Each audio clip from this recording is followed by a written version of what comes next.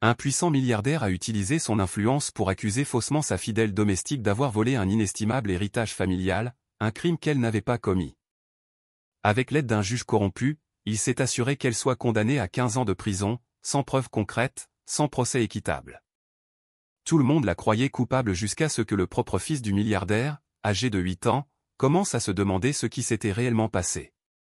Ce que le garçon a découvert exposerait une toile de mensonges, ébranlerait le système judiciaire et changerait leur vie à jamais. Richard Lancaster s'est réveillé tôt ce matin-là, comme il le faisait d'habitude les jours importants. Un événement majeur était prévu au domaine Lancaster, une réunion privée avec un groupe d'investisseurs fortunés. Tout devait être parfait. Richard voulait les impressionner, non seulement avec sa richesse et ses projets, mais aussi avec l'histoire et la puissance derrière le nom de la famille Lancaster. Il a parcouru les larges couloirs de son manoir, vérifiant chaque détail. Le jardin était en parfait état, le personnel était prêt et la cuisine avait commencé à préparer les plats les plus raffinés.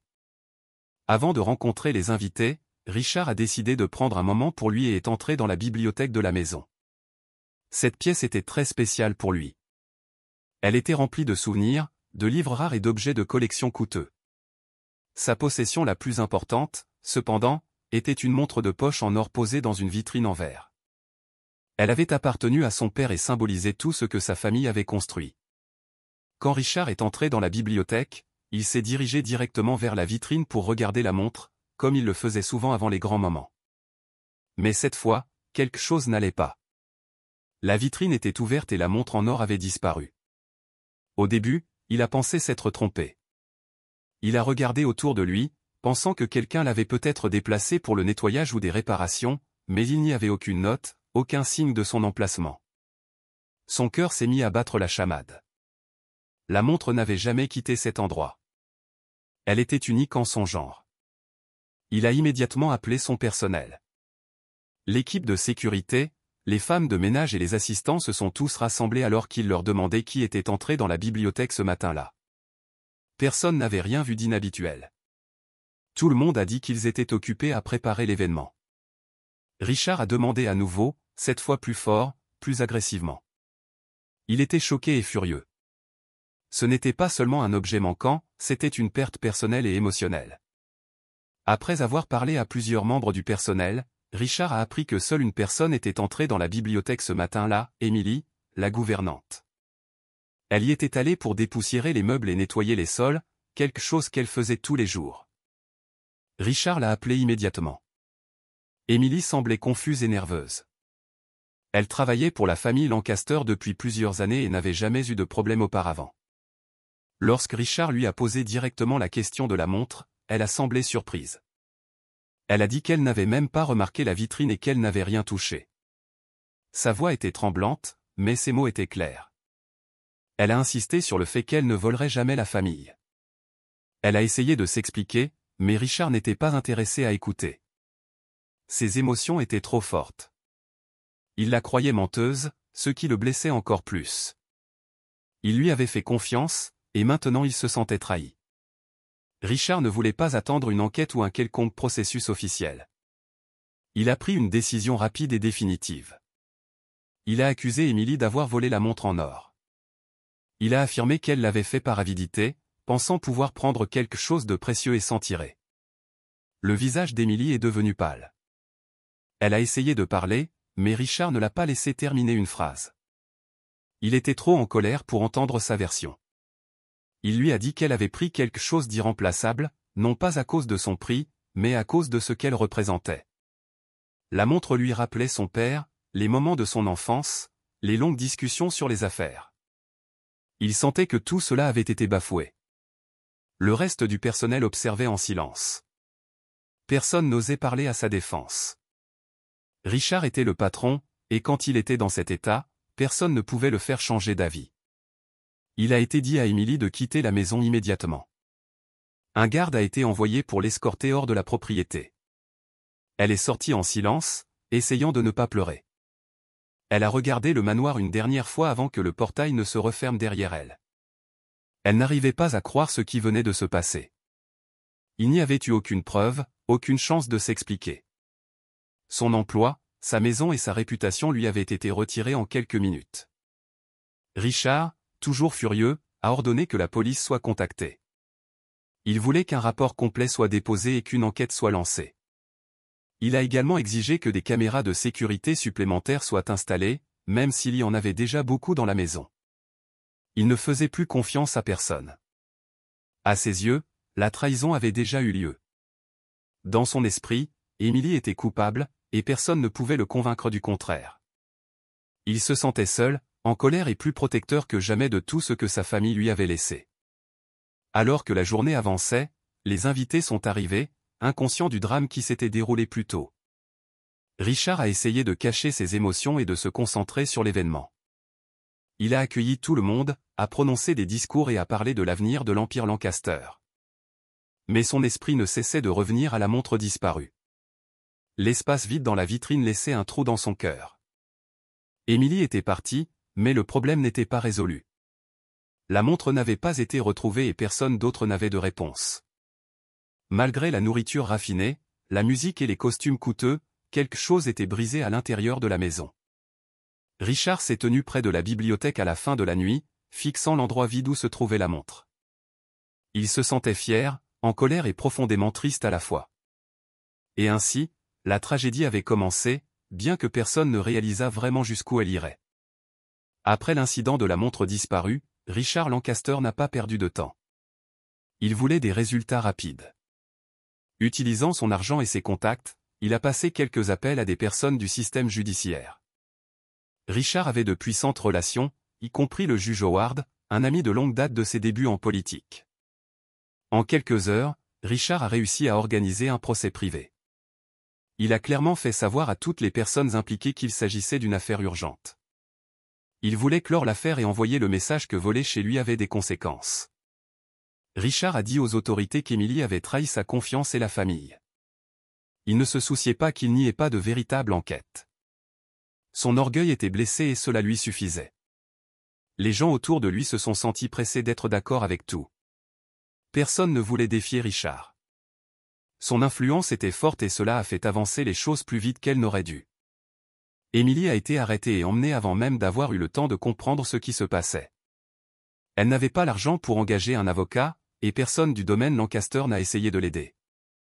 En quelques jours, elle se tenait dans une salle d'audience, effrayée et confuse. Tout autour d'elle lui semblait faux. La salle d'audience était remplie de gens qui ne la regardaient pas avec respect. Elle n'avait personne à ses côtés pour parler en son nom ou protéger ses droits. Un avocat commis d'office lui a été attribué, mais il connaissait à peine son nom et ne semblait pas intéressé par son histoire. Elle a essayé de s'expliquer, disant qu'elle n'avait jamais touché la montre, mais personne n'y a prêté beaucoup d'attention. Il était clair pour elle que la décision avait déjà été prise. Richard était assis calmement, regardant le procès se dérouler exactement comme il le voulait. Émilie se sentait petite, impuissante et complètement seule. Le juge Howard est entré dans la salle d'audience, portant sa robe noire et tenant des papiers. Il avait l'air sérieux mais trop familier avec Richard. Au lieu d'agir de manière juste et neutre, le juge regardait souvent Richard comme s'ils étaient encore des amis discutant en privé. Pendant le procès, Richard a parlé fort et avec assurance. Il a décrit Émilie comme quelqu'un qui avait autrefois été loyal, mais qui était devenu avide. Il a dit qu'elle avait abusé de la confiance de la famille. Il a utilisé un langage émotionnel en parlant de la façon dont la montre était un symbole de tout ce que son père représentait. Bien qu'il n'y ait eu aucune preuve solide, aucune empreinte digitale, aucune vidéo, aucun témoin, la version de Richard a été prise au sérieux. Les quelques témoignages qui ont essayé de défendre Émilie étaient faibles et ignorés. Le juge n'a pas posé de questions difficiles. Lorsque des contradictions sont apparues, personne n'a insisté. Tout semblait planifié. Émilie est restée silencieuse, réalisant que la vérité n'avait pas d'importance dans cette salle d'audience. Après une courte pause, le juge est revenu et a lu le verdict. Il a dit que le tribunal avait déclaré Émilie coupable de grand vol. La sentence était choquante, 15 ans de prison. Émilie a halté. Elle a essayé de dire quelque chose, mais les gardes ont déjà commencé à se diriger vers elle. Elle n'arrivait pas à croire ce qui se passait. Des larmes coulaient sur son visage alors qu'elle regardait les gens autour d'elle, espérant que quelqu'un arrêterait cela, mais tout le monde semblait trop effrayé ou trop aveugle pour agir. Richard n'a montré aucune émotion. Pour lui, la situation était résolue. Il croyait avoir protégé le nom de sa famille et envoyé le bon message. La salle d'audience était silencieuse, mais le silence ne semblait pas juste. Ce n'était pas le silence de la justice rendue, c'était le silence de quelque chose d'injuste accepté. Émilie a été emmenée, toujours sous le choc. C'était comme si toute sa vie avait été effacée en un seul après-midi, mais tout le monde dans la pièce n'était pas convaincu. Au dernier rang, le fils de Richard, Oliver, âgé de 8 ans, observait tout attentivement. Il avait été amené par sa nounou, et personne ne lui prêtait beaucoup d'attention, mais Oliver avait écouté. Il se souvenait d'Émilie. Elle avait toujours été gentille avec lui apportant des collations et l'aidant à retrouver ses jouets perdus. Elle était l'une des rares personnes de la maison à le traiter avec une réelle attention. En la regardant pleurer et être emmené, Oliver a ressenti une étrange sensation dans sa poitrine. Quelque chose ne semblait pas juste. Il n'avait jamais vu son père aussi froid. La façon dont les gens évitaient de poser des questions le dérangeait. Il ne pouvait pas l'expliquer, mais il sentait que tout le monde avait ignoré quelque chose d'important. Ce jour-là, Oliver n'a pas dit un mot, mais intérieurement, il s'est fait une promesse silencieuse, il commencerait à prêter plus d'attention à la vérité. En quittant la salle d'audience, Richard marchait devant, fier et satisfait. Il a parlé brièvement au juge, le remerciant d'avoir agi rapidement. Le personnel qui l'accompagnait est resté silencieux. Personne n'a plus mentionné Émilie. C'était comme si elle avait été effacée de l'histoire de la famille. Mais Oliver n'a pas oublié. Il n'arrêtait pas de penser à ses yeux pleins de peur et de confusion. Il a posé de petites questions à sa nounou sur le chemin du retour, mais elle lui a dit de ne pas s'inquiéter. Pourtant, il ne pouvait pas s'arrêter de penser. Cette nuit-là, pendant que tout le monde se concentrait sur la célébration du résultat positif, Oliver est resté dans sa chambre, revoyant la journée dans son esprit. Il ne comprenait pas tout, mais il sentait que quelque chose n'allait pas. La façon dont son père contrôlait tout ne ressemblait pas à une véritable justice. Les larmes d'Émilie ne ressemblaient pas à de la culpabilité, elles ressemblaient à de la douleur. Et ainsi, même si personne ne l'a remarqué, Oliver a tranquillement décidé de rester vigilant à partir de ce moment-là. Après la fin du procès, Émilie a été emmenée en prison. Les premiers jours furent les plus difficiles. Elle pleurait souvent, se sentait mal et mangeait à peine. Mais même si elle était brisée à l'intérieur, quelque chose en elle refusait d'abandonner. Elle savait qu'elle était innocente. Peu importe à quel point tout semblait désespéré, elle ne pouvait pas laisser Richard gagner avec un mensonge. Assise seule dans sa cellule, elle a pensé à son passé, à sa vie avant de travailler au domaine Lancaster. C'est là qu'elle s'est souvenue de Margaret. Elles avaient été amies d'enfance. Margaret avait toujours été intelligente, curieuse et courageuse. Des années auparavant, elle avait travaillé pour la police en tant qu'experte médico-légale et avait aidé à résoudre de nombreuses affaires graves. Émilie ne l'avait pas vue depuis longtemps, mais maintenant elle sentait que c'était le seul espoir qui lui restait. Elle a écrit une lettre depuis la prison et a attendu. Quelques jours plus tard, elle a finalement été autorisée à rendre visite à l'extérieur avec un garde. Sa destination, le chalet de Margaret. Margaret vivait dans une petite maison loin de la ville. C'était calme et plein de plantes. Quand elle a ouvert la porte et a vu Émilie, son expression a immédiatement changé. Émilie avait l'air fatiguée, plus mince et triste. Elles se sont serrées dans les bras, et Émilie a commencé à pleurer. À l'intérieur, elles se sont assises et ont parlé pendant des heures. Émilie a tout raconté à Margaret, la montre disparue, le procès bâclé, le juge inéquitable et la condamnation à 15 ans. Elle a expliqué qu'elle n'avait même jamais touché la montre et qu'elle n'avait aucune idée qu'elle avait disparu avant que Richard ne l'accuse. Margaret a écouté attentivement. Elle n'a pas interrompu. Elle a pris des notes et posé des questions. Émilie a ensuite mentionné un détail dont elle s'était souvenue récemment. Il y avait un linge blanc qui se trouvait toujours sur la vitrine où la montre était gardée. Ce linge était habituellement utilisé par le personnel pour protéger la vitrine de la poussière. Émilie a dit que ce linge avait disparu le jour du vol. Ce seul détail a attiré l'attention de Margaret. Elle s'est penchée en avant et a posé plus de questions sur le linge. Émilie a dit qu'elle se souvenait que le linge était en place la veille du vol. Mais le matin de la découverte de la disparition, le linge avait également disparu. Margaret a réfléchi attentivement et a formulé une théorie.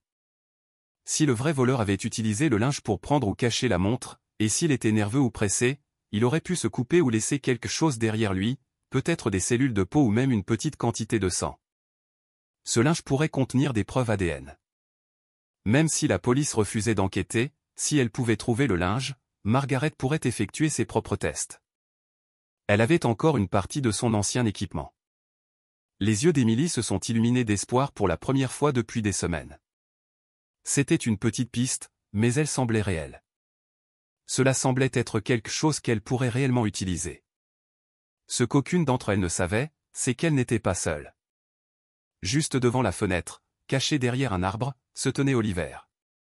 Il avait secrètement suivi Emily quand il avait appris qu'elle quittait la prison pour une visite. Il était resté discret sur ses soupçons depuis le procès, mais sa curiosité n'avait fait que croître. Il voulait en savoir plus, alors il a décidé de la suivre en secret. Quand il l'a vue entrer dans la maison de Margaret, il a attendu. La fenêtre était légèrement ouverte, et il pouvait entendre des bribes de leur conversation.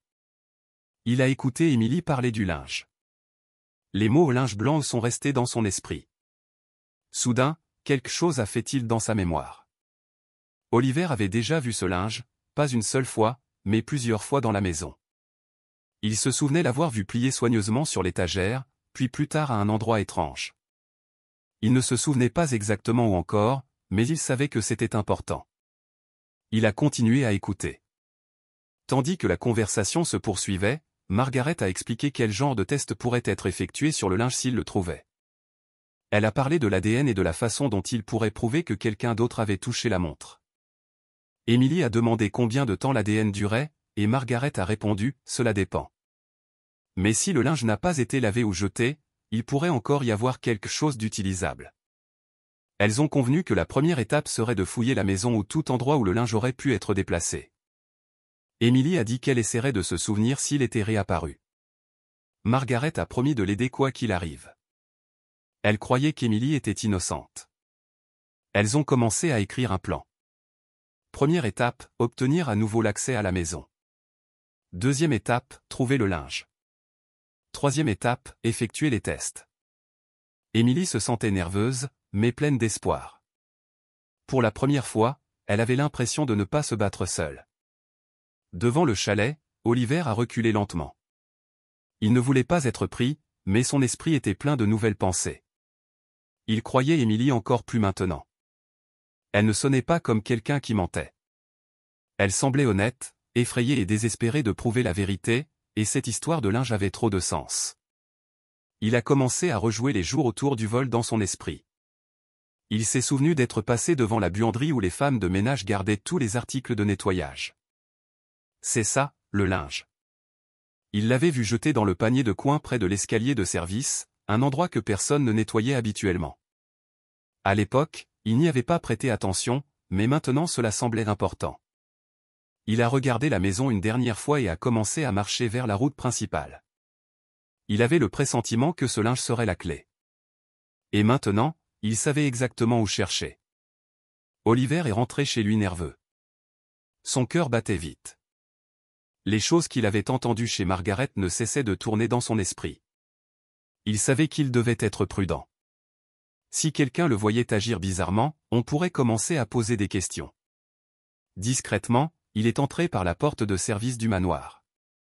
Personne ne l'a remarqué. La plupart du personnel était occupé, et son père était probablement dans une autre pièce à parler à des invités ou au téléphone. Oliver s'est dirigé vers le bureau de son père. Cette pièce était généralement interdite, mais il y était déjà entré quelques fois auparavant. Il a poussé la porte lentement et est entré. La pièce était calme et remplie de livres et d'armoires. Il s'est souvenu de quelque chose de plus tôt dans la semaine. Il y avait un endroit derrière un petit meuble en bois que les gens touchaient rarement. Lentement, il a déplacé quelques dossiers et a ouvert le compartiment inférieur. Plié soigneusement à l'intérieur se trouvait le linge blanc. Il a ramassé le linge d'une main tremblante. Il y avait une tache rouge dessus, séchée et sombre. Au début, cela aurait pu être du vin ou quelque chose de renversé de la cuisine. Mais Oliver a regardé de plus près et a réalisé que ça ne sentait pas la nourriture. Ça ne ressemblait pas non plus à une boisson. C'est alors que sa mémoire est revenue brusquement. Quelques jours avant que la montre ne soit portée disparue, il jouait près du couloir arrière quand il a vu sa sœur aînée Charlotte. Elle marchait rapidement, regardant par-dessus son épaule. Dans ses mains, elle tenait quelque chose de petit enveloppé dans un linge blanc. Elle semblait nerveuse. Elle ne lui a rien dit et s'est précipitée à l'étage. Oliver n'y avait pas beaucoup réfléchi à l'époque. Mais maintenant, debout dans le bureau, tenant ce qu'il croyait être le même linge, tout prenait sens. La tache n'était pas seulement une marque, c'était du sang. Oliver ne savait pas exactement ce que Charlotte avait fait, mais maintenant il était sûr qu'Emily avait dit la vérité. Elle n'avait pas pris la montre.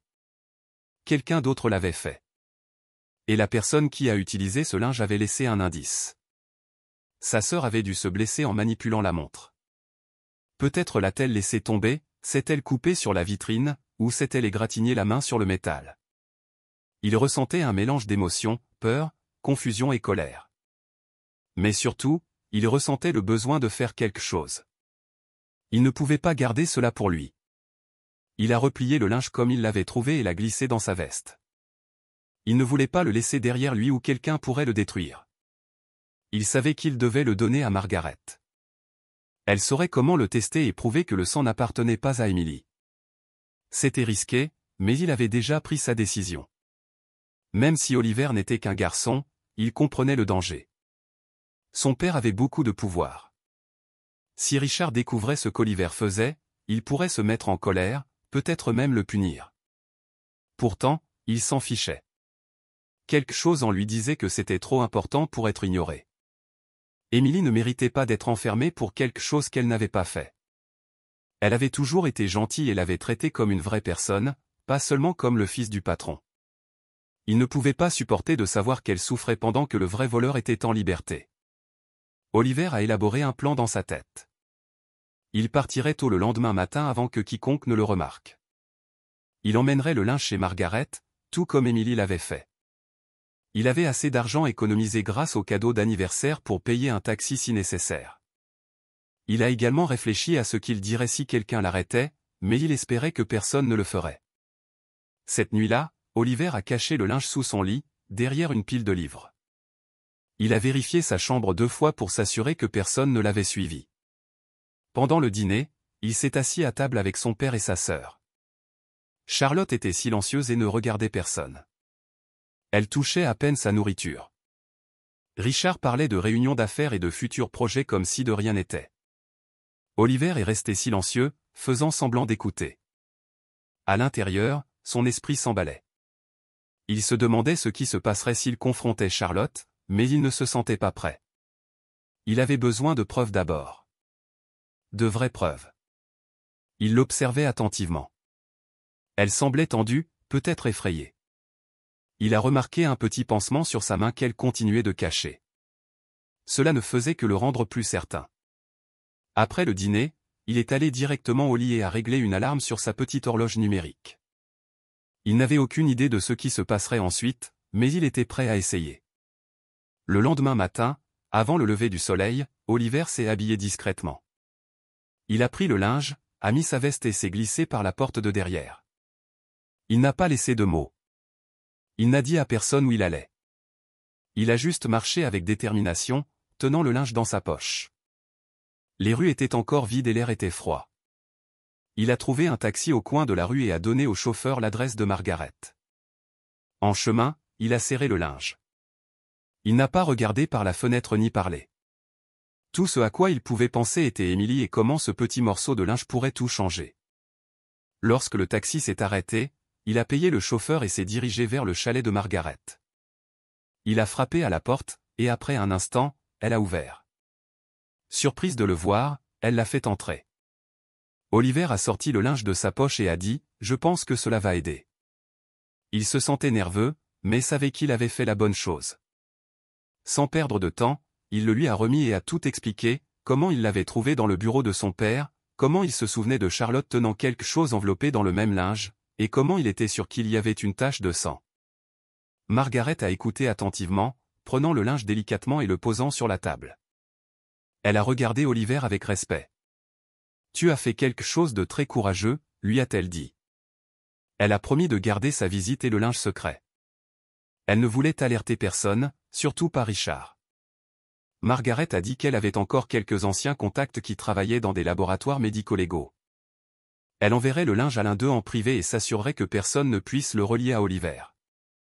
Il a hoché la tête, toujours nerveux. Plus tard ce jour-là, Margaret a soigneusement emballé le linge et a contacté une vieille amie de ses années de criminalistique. Elle a expliqué la situation sans utiliser de nom. Son amie a accepté d'effectuer les tests discrètement, sans paperasse officielle. Margaret a envoyé le colis sous un faux nom d'expéditeur pour le rendre intraçable. De retour au domaine Lancaster, Oliver est rentré chez lui en faisant comme si de rien n'était. Il a croisé son père dans le couloir, qui lui a jeté un bref regard. Richard a remarqué qu'Oliver semblait distrait dernièrement, mais il n'y a pas prêté attention. Il a supposé que le garçon était simplement ébranlé par tout ce qui s'était passé avec Emily. Après tout, cela avait été un scandale dans la maison. Richard a supposé que la situation se calmerait avec le temps. Ce qu'il ne savait pas, c'est qu'Oliver avait commencé à voir les choses différemment. Le garçon ne lui faisait plus la même confiance. Quelque chose en lui avait changé depuis le jour du procès. Pendant ce temps, Charlotte agissait de plus en plus étrangement. Elle restait silencieuse au repas, passait la plupart de son temps dans sa chambre et évitait toute conversation sur la montre volée. Chaque fois que quelqu'un mentionnait Emily, Charlotte baissait les yeux ou changeait de sujet. Oliver a tout remarqué. Il l'observait attentivement mais ne disait pas un mot. Il se sentait pris au milieu de quelque chose de grave. Il n'arrivait pas à croire que sa propre sœur puisse être impliquée et que son père puisse le couvrir délibérément ou en refusant de poser les bonnes questions. La pression montait en lui. Il voulait crier, mais il savait que ce n'était pas le moment. Margaret lui avait dit d'être patient, d'attendre les résultats. Mais la patience était difficile. À la télévision, les nouvelles sur Emily passaient en boucle. Les journalistes la qualifiaient de voleuse. Certains journaux publiaient sa photo avec des titres cruels. Oliver ne supportait pas de regarder, mais il ne pouvait pas non plus détourner le regard. Il se sentait en colère, triste et confus tout à la fois. Le pire était de savoir qu'aucun des adultes ne semblait se soucier de la vérité. Le personnel de la maison restait silencieux.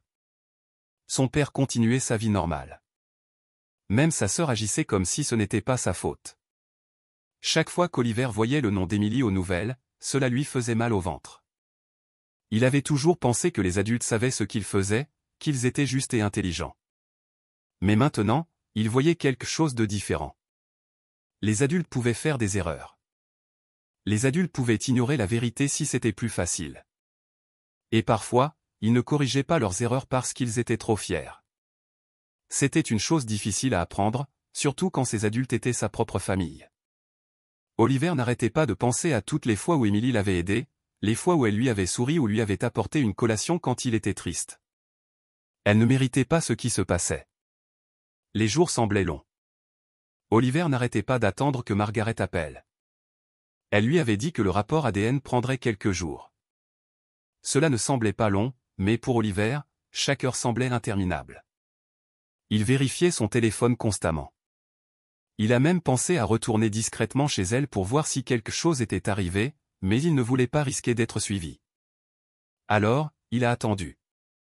Il est resté silencieux à la maison, agissant normalement en apparence, mais pensant constamment. Et si le linge contenait vraiment le sang de Charlotte? Et si cela changeait tout? Et si son père refusait toujours d'y croire? Ces pensées lui remplissaient la tête. À l'école, il ne pouvait pas se concentrer. Au dîner, il parlait à peine.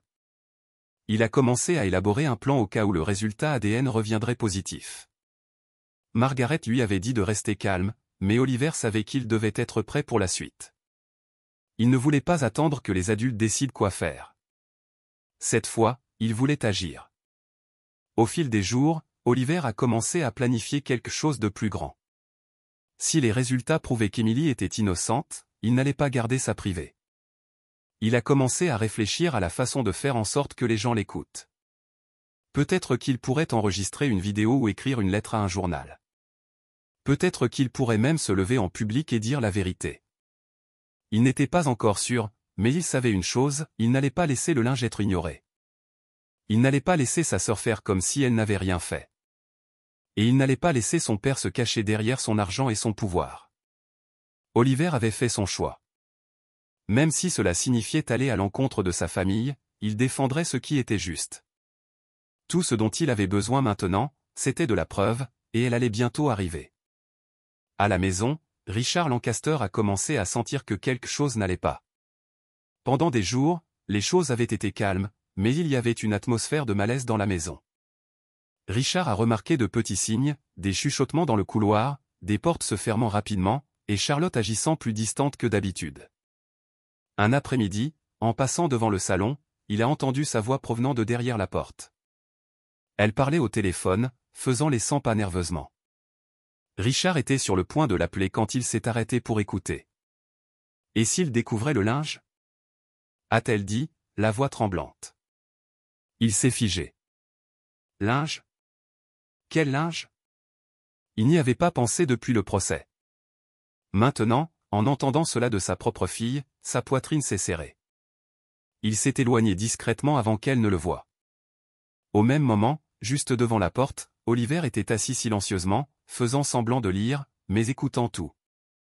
Il a entendu ces mots et a commencé à prendre des notes.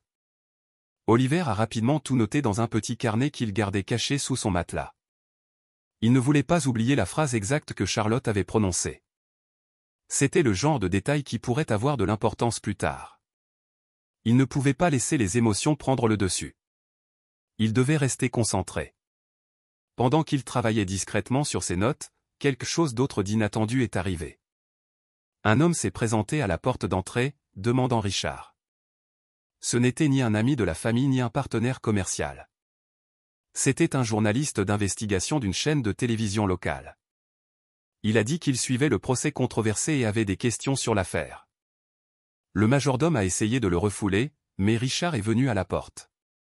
Le journaliste a poliment posé des questions sur les preuves manquantes, le manque de défense d'Emily et les éventuels liens entre le juge et Richard. Richard a balayé cela avec des réponses courtes, mais il sentait la pression monter. Les gens commençaient à prêter attention. Dans sa chambre, Oliver était assis et réfléchissait. Tout bougeait vite maintenant. Sa sœur avait fait une gaffe. Les médias commençaient à poser des questions. Son père n'avait plus l'air aussi confiant qu'avant. Oliver a attendu le soir, puis a demandé à Margaret de se revoir. Elle a accepté, sentant que quelque chose d'important avait changé. Ils se sont rencontrés dans son jardin, loin des regards et des oreilles curieuses. Oliver a expliqué ce qu'il avait entendu et lui a montré les notes qu'il avait prises. Margaret a écouté et a hoché la tête. Puis elle a ouvert son dossier et lui a montré quelque chose d'encore plus important. Le laboratoire avait rendu les résultats ADN du linge. L'échantillon provenait d'une femme. Margaret l'a regardé dans les yeux et a dit clairement, ce n'est pas celui d'Emily. Oliver n'a rien dit pendant un moment. Il a juste fixé la page. C'était ça. Ce n'était plus seulement une théorie. Il avait maintenant la preuve qu'Emily n'était pas coupable. Mais cela signifiait aussi que quelqu'un d'autre l'était. Oliver s'est assis tranquillement, assimilant ce que Margaret venait de lui dire. Le résultat de l'ADN confirmait tout ce qu'il avait soupçonné. La tache sur le linge provenait d'une femme, mais pas d'Emily. La seule autre personne que cela pouvait être de manière réaliste, d'après ce qu'il avait vu et se souvenait, était Charlotte. Cela changeait tout. Le procès était déjà remis en question par le public, et maintenant ils avaient des preuves physiques. Margaret l'a regardé et a dit, « Tu n'as plus beaucoup de temps. » C'est alors qu'Oliver a pris sa décision. Il devait agir vite. Il ne pouvait pas attendre que d'autres règlent ça. S'il restait silencieux, Emily pourrait perdre des années de sa vie pour quelque chose qu'elle n'avait pas fait.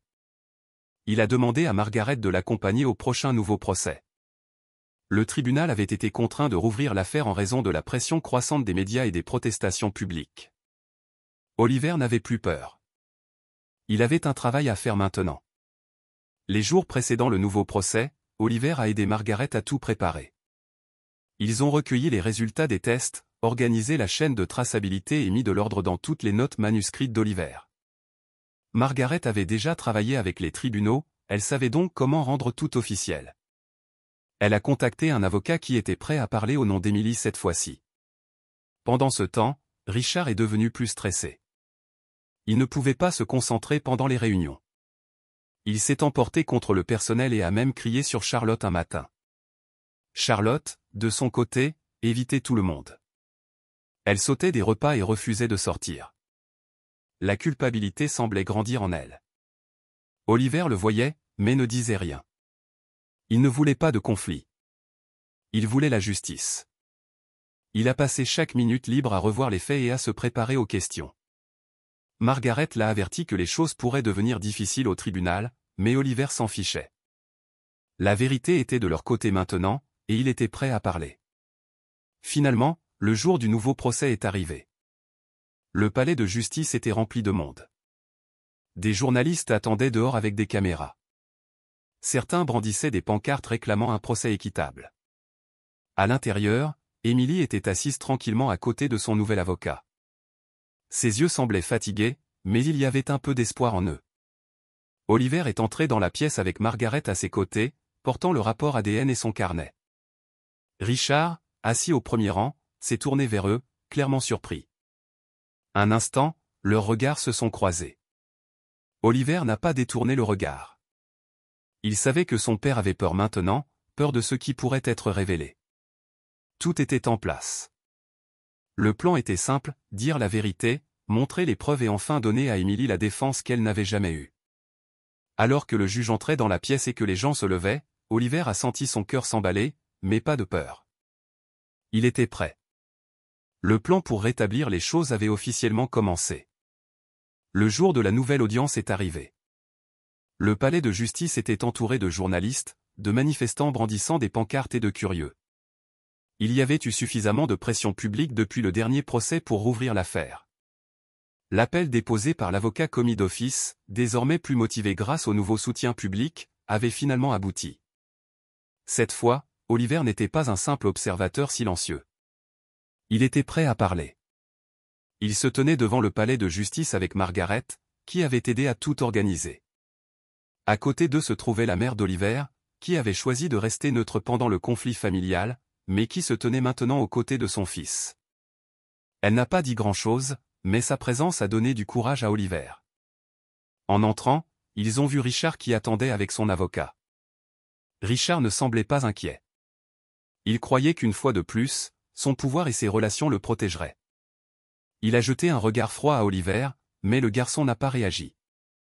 Oliver a continué à marcher, tenant le linge dans sa main.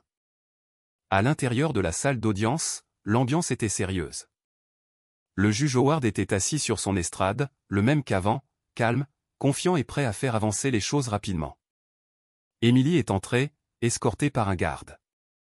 Elle avait l'air faible, mais alerte. Elle avait maintenant un nouvel avocat à ses côtés, qui avait examiné le rapport ADN et croyait en sa cause. Richard était assis près de l'avant, parlant doucement avec son équipe juridique. Il semblait certain que rien d'important ne se passerait, que ce nouveau procès serait aussi facile à contrôler que le premier. Le juge Howard a entamé la session sur un ton neutre, mais tout le monde a pu sentir la tournure que prenaient les choses. Il a rapidement écarté certaines preuves et n'a pas remis en question les déclarations de Richard. Cela semblait familier, comme si les mêmes erreurs se reproduisaient. Les gens dans le public semblaient mal à l'aise. L'avocat aux côtés d'Emily a soulevé des objections, mais le juge les a balayées. C'est alors qu'Oliver s'est levé de son siège. Oliver s'est avancé, tenant fermement le linge plié. Il a regardé directement le juge Howard et a dit « Je veux parler ». La salle d'audience est devenue silencieuse. Tout le monde s'est tourné vers lui. Le juge Howard a froncé les sourcils et a dit « Asseyez-vous. Ce n'est pas votre place ». Mais Oliver n'a pas bougé. Sa voix est restée calme. « J'ai quelque chose qui prouve qu'Emily ne l'a pas fait », a-t-il dit. Avant que le juge ne puisse répondre à nouveau, Margaret s'est levée à ses côtés. Elle a parlé d'une voix forte et claire. « Ce garçon a des preuves », a-t-elle dit. La pièce est tombée dans un silence complet. Le juge a semblé incertain pour la première fois. Oliver s'est approché de l'avant et a levé le linge pour que tout le monde puisse le voir. « Cela a été utilisé pour voler la montre », a-t-il dit. Il y a du sang dessus, mais ce n'est pas celui d'Emily. Les gens ont commencé à chuchoter dans le public. Les journalistes se sont penchés en avant. Même le visage de Richard a légèrement changé. Oliver a remis le linge et un rapport à l'huissier de justice. Le juge a regardé le rapport, mais n'a pas parlé tout de suite. Margaret a expliqué comment elle avait envoyé le linge à un laboratoire médico-légal privé et comment le test ADN avait été effectué selon des méthodes professionnelles. Les résultats indiquaient clairement que le sang provenait d'une femme mais pas d'Emily. L'avocat d'Emily a demandé que le document soit ajouté au dossier officiel. Le juge Howard a hésité mais a accepté. Richard s'est agité sur son siège. Son avocat lui a chuchoté quelque chose et Richard a secoué légèrement la tête. Pour la première fois, il a semblé incertain. Charlotte, assise tranquillement au fond, a baissé la tête. Oliver a gardé les yeux sur le juge. J'ai demandé le test, a répété Oliver clairement et calmement. Je l'ai fait parce que personne d'autre ne l'a fait, a ajouté Margaret. Nous avons également des notes et des témoignages qui appuient ce qu'il dit. La salle d'audience était à nouveau silencieuse, mais cette fois, personne n'osait interrompre. L'avocat d'Emily s'est levé et a commencé à expliquer au juge la chronologie des événements, soulignant les lacunes de l'enquête initiale. Il a expliqué comment le procès bâclé avait ignoré les procédures de base et comment personne n'avait interrogé d'autres suspects possibles. Il a mentionné la conversation qu'Oliver avait entendue entre Charlotte et son amie, celle où elle demandait « Et s'il découvrait le linge ?» Le juge Howard écoutait, visiblement mal à l'aise maintenant. Il a demandé au greffier d'appeler le nom de Charlotte dans les dossiers de l'affaire. À ce moment-là, Charlotte a regardé autour d'elle nerveusement, réalisant que les choses n'étaient plus sous contrôle. La confiance de Richard a commencé à s'effriter. L'avocat commis d'office a également pris la parole, admettant qu'Emily n'avait jamais été correctement représentée et que sa version des faits n'avait jamais été prise au sérieux. Tout changeait rapidement. La salle d'audience avait une atmosphère différente maintenant, elle n'était plus en faveur de Richard. Pour une fois, la vérité avait de l'espace pour respirer. Oliver est retourné à son siège à côté de Margaret, se sentant à la fois nerveux et soulagé. Il l'avait fait. Il avait parlé devant tout le monde, même lorsque le juge avait essayé de l'arrêter. Margaret lui a fait un petit signe de tête, fière de son courage. Sa mère, toujours assise à proximité, le regardait avec un respect silencieux. Richard évitait de regarder son fils. Son visage était tendu. Il avait toujours cru pouvoir contrôler le système, mais cette fois, les choses étaient différentes. Le juge a déclaré qu'il avait besoin de temps pour examiner les nouvelles preuves avant de prendre une décision. La session a été temporairement suspendue. Les journalistes se sont précipités dehors pour diffuser les nouvelles de dernière minute. Emily était assise en silence, les larmes aux yeux, non pas de peur cette fois, mais d'espoir. Oliver est resté immobile, regardant droit devant lui. La vérité était enfin révélée au grand jour. Les puissants ne pouvaient plus la cacher. Et c'est ainsi que la vérité a commencé à se dévoiler pleinement. La séance finale a repris après une courte pause. Tout le monde est retourné au tribunal avec un mélange de tension et de curiosité. Les journalistes remplissaient les derniers rangs. Les caméras tournaient discrètement. Le juge est entré et a appelé la cour à l'ordre. Le rapport du laboratoire médico-légal était arrivé et avait été vérifié. Le juge a ouvert le dossier, a parcouru les résultats et s'est éclairci la gorge. L'ADN sur le linge appartient à une femme, plus précisément Charlotte Lancaster. Un soupir collectif a rempli la pièce. Richard a cligné des yeux, stupéfait. Il a fixé le juge, puis Charlotte. Elle s'est figée sur sa chaise. Le rapport expliquait également comment le linge avait été utilisé pour ramasser la montre et que la tache de sang correspondait à une coupure fraîche. C'était une preuve irréfutable. Margaret a ensuite été appelée à la barre pour témoigner en tant qu'experte. Elle s'est tenue calmement, a ouvert son dossier et a commencé à expliquer tout à la cour. Margaret a expliqué comment le linge avait été trouvé et envoyé à un laboratoire privé. Elle a décrit en termes simples le fonctionnement de l'analyse ADN et comment les résultats avaient été vérifiés plusieurs fois. Elle a clairement indiqué que l'échantillon n'avait pas été altéré et que les résultats étaient définitifs. La tâche a été faite lors du retrait de l'objet. La personne s'est coupée, peut-être sur du verre ou du métal, a-t-elle dit. Elle a montré des illustrations et des horodatage qui correspondaient à la chronologie d'Oliver. Cela a été fait rapidement, sans gants et sans soin, a-t-elle ajouté. La cour a écouté attentivement. Même le juge Howard ne pouvait pas contester la science. Margaret n'a accusé personne nommément, mais sa présentation pointait clairement Charlotte. Richard était assis sans dire un mot, sa mâchoire serrée. Le silence dans la salle d'audience s'est alourdi alors que tout le monde regardait Charlotte. Finalement, incapable de supporter davantage, elle s'est levée et a parlé d'une voix tremblante. « Je n'allais pas la voler, » a dit Charlotte, la voix brisée. « Je voulais juste la montrer à mes amis. Je pensais que c'était cool, et je savais que personne ne me laisserait la toucher. » Elle a fait une pause et a baissé les yeux. « Je n'ai pas voulu casser quoi que ce soit. Je me suis coupé la main en ouvrant l'étui. J'ai paniqué. Je ne savais pas quoi faire. » Ces mots ont rendu la pièce encore plus silencieuse. Émilie était assise sur sa chaise, stupéfaite. Le public a commencé à murmurer. Certains étaient en colère, d'autres simplement choqués. Richard a porté une main à sa bouche. Pour la première fois, il n'avait pas l'air puissant. Il avait l'air impuissant.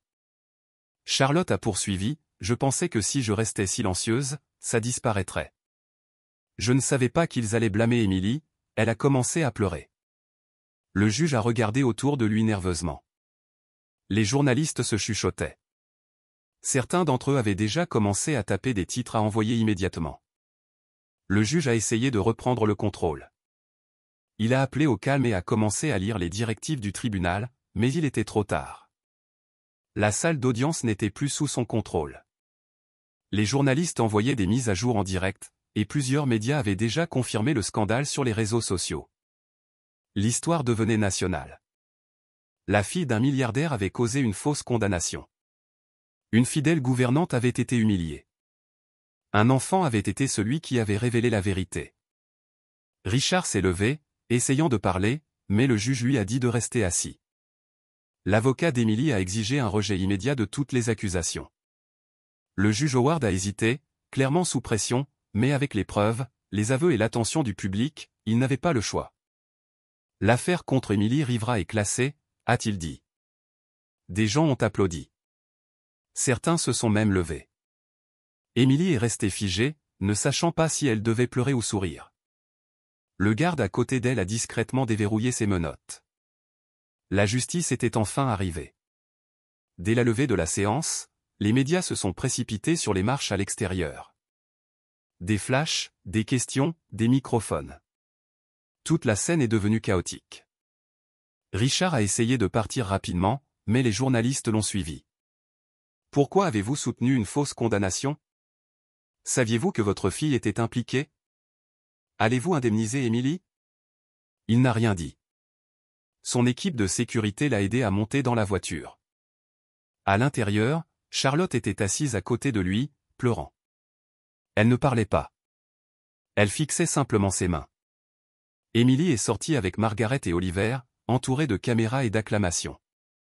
Son nom avait été lavé, mais les blessures prendraient du temps à guérir. Pourtant, il y avait du soulagement dans ses yeux. Oliver est resté près d'elle, se sentant fier, mais émotionnellement épuisé. Le pays a tout regardé en direct. Les journaux télévisés ont diffusé des reportages spéciaux. L'opinion publique s'est rapidement retournée contre le nom des Lancaster. Leur influence n'avait plus d'importance. La vérité avait pris le dessus et les gens voulaient des réponses. Richard était assis silencieusement à l'arrière de la voiture, regardant par la fenêtre. Il n'a pas dit un mot à Charlotte. Elle avait fait une erreur, oui, mais au fond de lui, il savait que la plus grande erreur avait été la sienne. Il avait poussé à un procès rapide. Il avait ignoré tous ceux qui posaient des questions. Il avait réduit au silence le personnel, fait pression sur le juge et refusé d'envisager la possibilité qu'Émilie soit innocente. Il avait choisi l'orgueil plutôt que l'équité, le pouvoir plutôt que la responsabilité, et maintenant tout le monde le savait. Il s'est penché en arrière et a regardé Oliver, assis en face de lui dans la voiture. Le garçon regardait droit devant lui, évitant le contact visuel, mais son expression disait tout. Ce n'était pas de la colère. Ce n'était pas de la peur. C'était de la déception, une sorte de douleur profonde, qui frappait plus fort que tout le reste. À ce moment-là, Richard a réalisé quelque chose qu'il n'avait jamais ressenti auparavant. Il avait perdu la confiance de son fils, et aucun rapport ne pourrait réparer cela. La salle d'audience était encore pleine lorsque le juge a officiellement clos l'affaire. Les journalistes observaient toujours, les caméras enregistraient toujours, et la plupart des gens s'attendaient à ce que l'histoire se termine par des conséquences légales. Tout le monde supposait qu'Emily intenterait un procès contre Richard. Après tout, elle avait toutes les raisons de le faire. Elle avait été faussement accusée, humiliée en public et envoyée en prison pour quelque chose qu'elle n'avait pas fait. La plupart des gens dans sa position seraient en colère et prêts à riposter. Les avocats ont commencé à préparer des documents, et le juge a attendu de confirmer si la partie d'Emily engagerait des poursuites judiciaires. Emily s'est levée lentement, a pris une profonde inspiration et a regardé directement Richard, qui était toujours assis.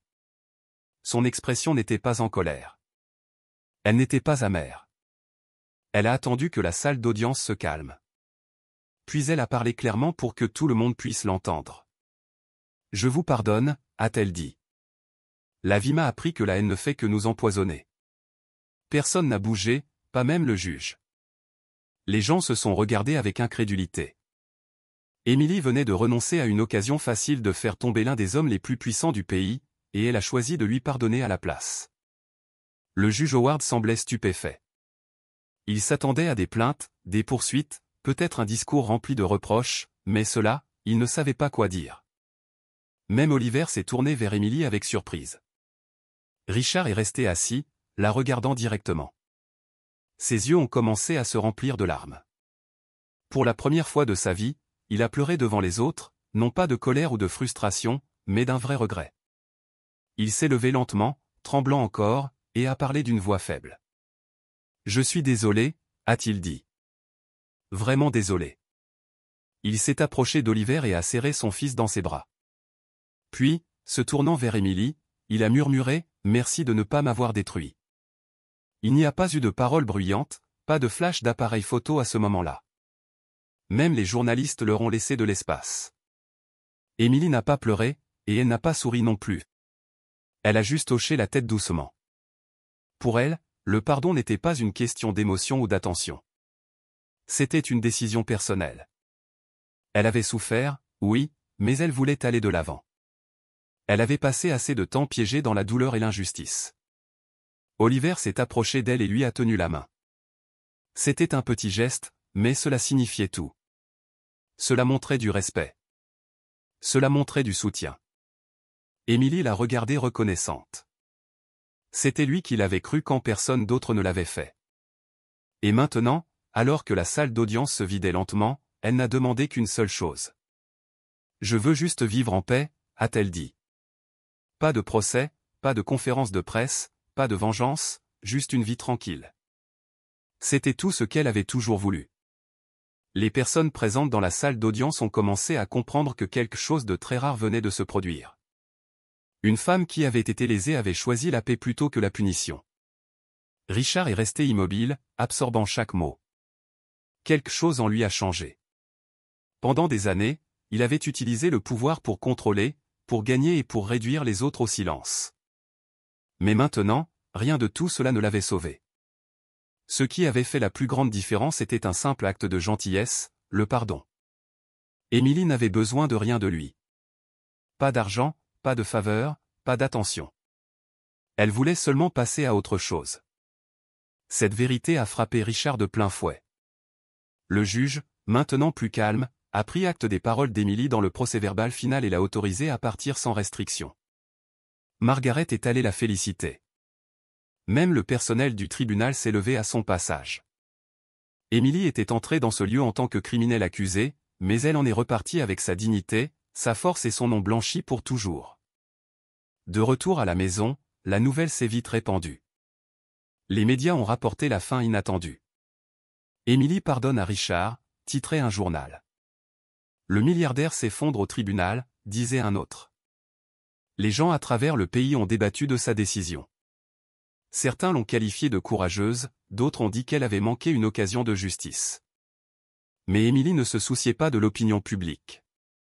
Elle est rentrée chez elle, dans un petit appartement temporairement offert par Margaret, et a éteint son téléphone. Elle a fait du thé, s'est assise près de la fenêtre et a regardé la rue. C'était calme. C'était suffisant pour elle. Pendant ce temps, Richard était assis dans son bureau à la maison, réfléchissant profondément.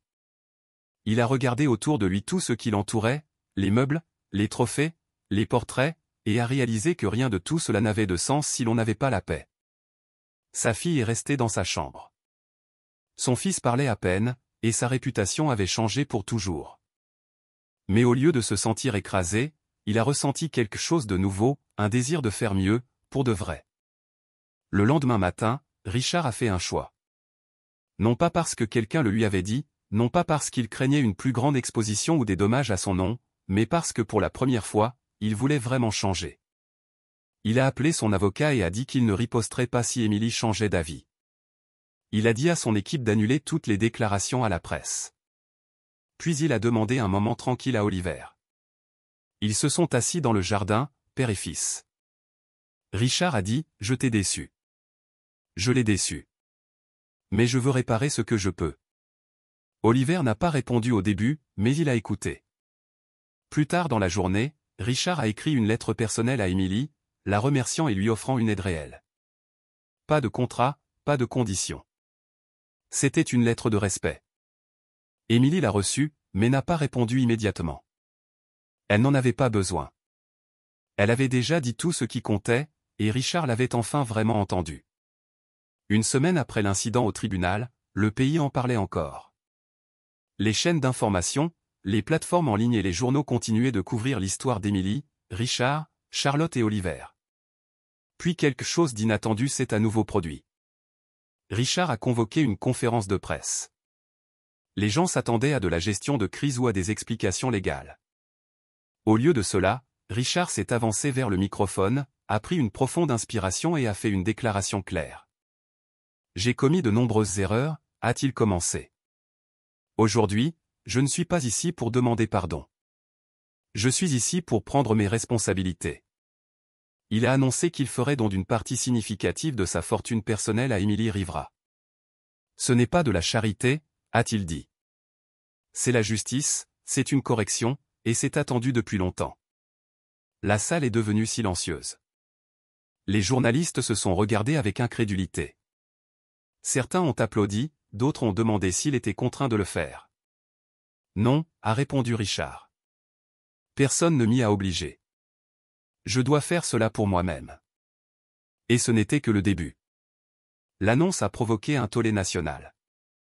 Les médias ont explosé avec des titres comme « Un milliardaire donne sa fortune par justice, pas par pitié ». Certains ont loué le geste, le qualifiant d'honorable. D'autres étaient sceptiques, affirmant que ce n'était qu'une stratégie pour redorer son image. Mais Richard n'a pas accordé d'autres interviews. Il a pris une dernière décision publique. Il s'est officiellement retiré de son empire commercial. Il a confié la direction à un conseil d'administration de confiance et a démissionné de toutes ses fonctions exécutives. Dans une déclaration séparée, il a rompu ses liens avec le juge Howard et a exprimé son soutien à une enquête indépendante sur les actions du juge. En quelques jours, Howard a été suspendu en attendant un examen. Pour Richard, il ne s'agissait plus de réputation. Il s'agissait de se retirer des lieux où son orgueil avait autrefois régné. Il a temporairement quitté le domaine Lancaster et a choisi de vivre tranquillement. Quand on lui a demandé pourquoi, il a simplement dit « J'ai besoin de comprendre la vie différemment maintenant », et il le pensait. Émilie, désormais légalement et publiquement blanchie, a reçu les fonds et a refusé de les utiliser pour son luxe personnel. Elle n'avait aucun intérêt à acheter des vêtements coûteux ou à emménager dans un manoir. Au lieu de cela, elle a commencé à travailler sur quelque chose qui lui tenait à cœur depuis longtemps. Elle a utilisé une partie de l'argent pour ouvrir une école de formation pour femmes en situation difficile, celles qui avaient perdu leur emploi, échappé à la violence domestique ou n'avaient aucun soutien. L'endroit offrirait des cours gratuits, un logement et des conseils. Elle l'a nommé l'Institut Oliver en l'honneur du garçon qui avait tout risqué pour dire la vérité. Quand elle a annoncé le nom à Oliver, il n'a pas su quoi dire. Il a simplement souri et l'a serré dans ses bras. La communauté a réagi avec enthousiasme. Des bénévoles se sont joints. Des professionnels ont proposé leur aide, et des femmes de tout le pays ont postulé. La vision d'Émilie n'était pas seulement axée sur le rétablissement. Il s'agissait de dignité, de compétence et d'indépendance, un lieu où la justice signifiait l'opportunité. Au début, Richard est resté à l'écart. Il ne voulait pas que sa présence trouble les choses. Il ne voulait pas que les gens pensent que le projet d'Émilie lui appartenait. Mais après un certain temps, il a commencé à visiter l'institut anonymement. Il a utilisé un faux nom et s'est inscrit comme bénévole discret pour aider à nettoyer les salles de classe et servir de la nourriture. Émilie l'a immédiatement reconnu, mais elle n'a rien dit. Elle l'a laissé venir et apprendre. Il n'a jamais demandé de traitement spécial. Il a suivi les règles, a lavé les sols et a écouté les cours.